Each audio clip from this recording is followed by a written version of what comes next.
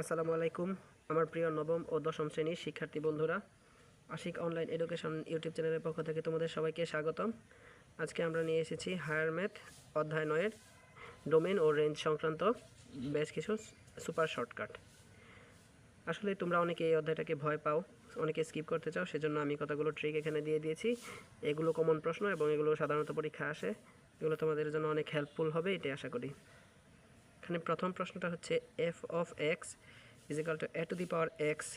এই ক্ষেত্রে এটার ডোমেন হবে সবসময় মাইনাস অসীম থেকে প্লাস অসীম পর্যন্ত, আর এটার রেঞ্জ সবসময় হবে 0 থেকে অসীম পর্যন্ত, মানে ইনফিনিটি পর্যন্ত। একটা উদাহরণের মাধ্যমে দেখা যাক। যদি আমাদের এফ অফ এক্স হয় 3 টু দি পাওয়ার এক্স, তাহলে এটার ডোমেন হবে কত? মাইনাস অসীম থেকে প্লাস অসীম পর্যন্ত, বা মাইনাস ইনফিনিটি থেকে প্লাস ইনফিনিটি পর্যন্ত। আবার আমরা দেখি, যদি এফ অফ এক্স হয় কথার কথা 5 টু দি পাওয়ার 3x দিয়ে দিই, বা যে কোনো একটা কিছু দিয়ে দিলাম, পাওয়ার হিসাবে একটা চলক দিয়ে দিলাম, তাহলে এক্ষেত্রেও ডোমেন হবে মাইনাস অসীম থেকে প্লাস অসীম, এবং এটা রেঞ্জ কি হবে? রেঞ্জ হবে 0 থেকে অসীম পর্যন্ত, অর্থাৎ 0 থেকে ইনফিনিটি পর্যন্ত। তাহলে এটার রেঞ্জ হবে 0 থেকে ইনফিনিটি। তাহলে দেখেই এমসিকিউটা দাগিয়ে দেওয়া যায়। দ্বিতীয় প্রশ্নটা খেয়াল করো, এফ অফ এক্স যদি হয় এ টু দি পাওয়ার এক্স, তাহলে বিপরীত ফাংশন হবে f inverse x is equal to log x base e. অর্থাৎ আমরা যদি এইখানে আমাদের এই এক্সটা পাওয়ারে ছিল, উপরে ছিল, এটাকে লগের সাথে নিয়ে আসি, আর এটা সাধারণ সংখ্যা ছিল, আমরা এটাকে নিচে নিয়ে আসব, তাহলেই আমাদের বিপরীত ফাংশন হয়ে যাবে। তাহলে আমাদের এফ অফ এক্স যদি হয় 3 টু দি পাওয়ার এক্স, তাহলে আমাদের বিপরীত ফাংশন হবে লগ এক্স বেজ 3। এটাই হবে আমাদের বিপরীত ফাংশন। আশা করি তোমরা বুঝতে পেরেছ। পরের এমসিকিউটি দেখো, যদি আমাদের F of X is equal to E to the power minus modulus of X by 3 হয়, তাহলে ডোমেন হবে সকল বাস্তব সংখ্যা, অর্থাৎ রিয়েল নাম্বার। এই ক্ষেত্রে আমাদের আসলে ই এর উপরে পাওয়ার হিসাবে যাই থাকুক না কেন, যা খুশি থাক, আমাদের সবসময় ডোমেন হবে সকল বাস্তব সংখ্যা। দেখেই আমরা সকল বাস্তব সংখ্যা দাগিয়ে দিতে পারবো। মজার না ব্যাপারটা? খুবই অল্প সময়ের মধ্যে আমরা এগুলা সলভ করে ফেলতে পারি।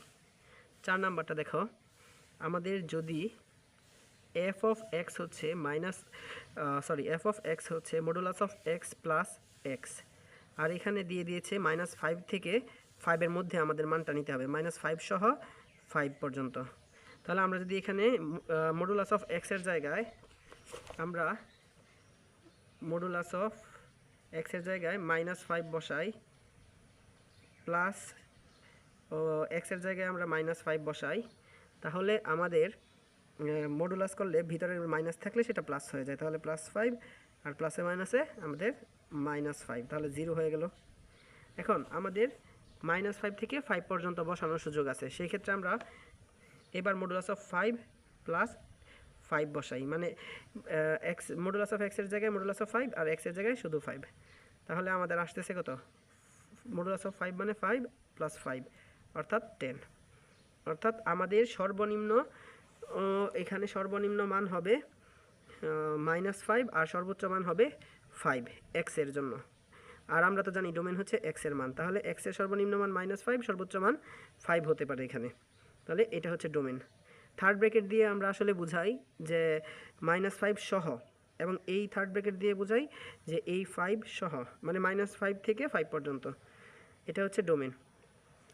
আর এখানে আমরা যে মানগুলো পেয়েছি, এই 0 আর এই যে 10, এইগুলো হচ্ছে রেঞ্জের মান। তাহলে এখানে আমাদের রেঞ্জ হচ্ছে 0 থেকে 10 পর্যন্ত, 0 সহ এবং 10 সহ, যেহেতু থার্ড ব্র্যাকেট। এখানে যদি আমাদের এরকম সীমা না দেওয়া থাকতো, সেই ক্ষেত্রে আমাদের ডোমেন হতো -অসীম থেকে প্লাস অসীম পর্যন্ত। আচ্ছা, লাস্ট যে এমসিকিউ 5 নাম্বার এমসিকিউটা, এফ অফ এক্স যদি হয় লগ এক্স, তাহলে এটার ডোমেন হবে 0 থেকে অসীম পর্যন্ত। কেন 0 থেকে অসীম পর্যন্ত? ফার্স্ট ব্র্যাকেট দিয়ে আসলে আমরা বুঝাই 0-র চেয়ে বেশি, অসীমের চেয়ে কম। আসলে বিষয়টা হচ্ছে অসীমকে তো আর কখনো টাচ করা সম্ভব না, এই জন্য ফার্স্ট ব্র্যাকেট দিই। আর জিরোর চেয়ে বেশি কেন? কারণ হচ্ছে লগের মান ঋণাত্মক বা জিরো হতে পারে না, তাহলে এটার ডোমেন হবে 0 থেকে ইনফিনিটি পর্যন্ত। আচ্ছা, এখন এরকম প্রত্যেকটা অধ্যায়ের আমাদের কাছে এমসিকিউ আছে। তোমরা যদি প্রত্যেকটা অধ্যায়ের এমসিকিউ এর সলভগুলো পেতে চাও তাহলে আমাদের কোর্স কিনতে পারো, সেটা আমি ডেসক্রিপশনে বলে দিব। আর এরপর কোন অধ্যায়ের বা কোন টপিকের ভিডিও চাও সেটা তোমরা কমেন্ট বক্সে জানিয়ে দিও। ধন্যবাদ।